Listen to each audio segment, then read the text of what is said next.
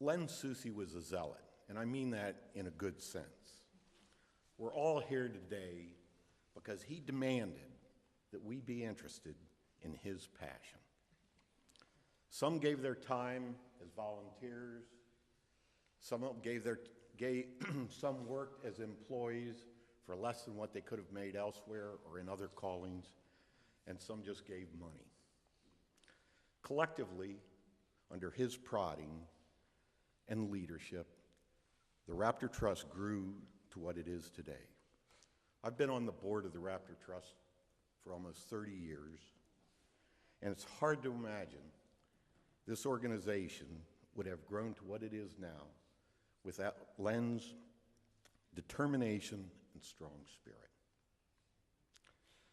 There aren't a lot of organizations in the rehab community that can point to the track record of the Raptor Trust. We are one of the largest, and you know, everyone's heard about how great it is. It's all true. Len would have been a success at whatever he had done.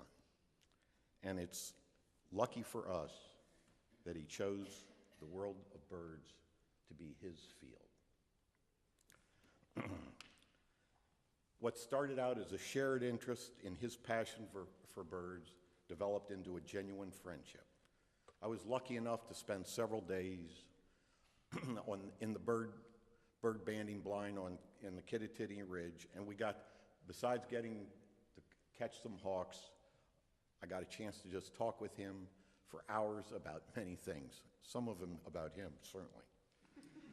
We had a common interest in hockey and baseball, and over the years we attended a number of hockey, Devils hockey's games, Yankees games, Mets games, and one time James Ferrantino, a mutual friend of ours, got us tickets for 4 of us, Jim DeVirio, James, Len, and myself, to go to the Veterans Stadium, or I guess it's the new stadium, and James was a friend of Tony LaRusso. We got to go into the dugout, into the clubhouse. We got to sit, and there are 3 pictures out there of Len in the stadium, of Len sitting talking with Tony LaRusso, and the 4 of us got to watch Albert Pujols take indoor batting practice when he was clearly the finest player in all of baseball. Tony LaRusso is also an animal guy, and he later came to the Raptor Trust and got the Len Susi tour. We both loved freshwater fishing, as Chris alluded to earlier, and in recent years spent a lot of time on the water with Len and our mutual friend Tom Coloris. The thing that made it so much fun to be around Len was his sense of humor and his intellectual curiosity. He wasn't just interested in birds, he was interested in everything. During those trips, I think Tom and I almost always learned something, and we always laughed a lot, even if we didn't catch any fish, which happened fairly frequently.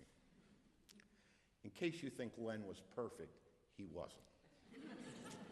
I think people have pointed it out, but he could be a little politically incorrect, and he was hard of hearing. As many hearing aids as Diane would buy for him, they all ended up in the same place, the hearing aid drawer. The big joke in my office and in my house was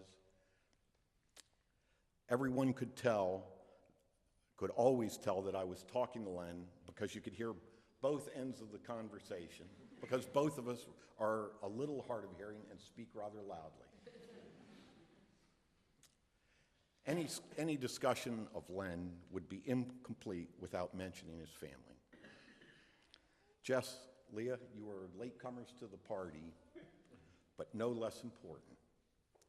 He was so happy to have you back here, and even happier to get to see you on a regular basis. Chris, I know how proud he was of you as a husband, a father, and most importantly, as a human being.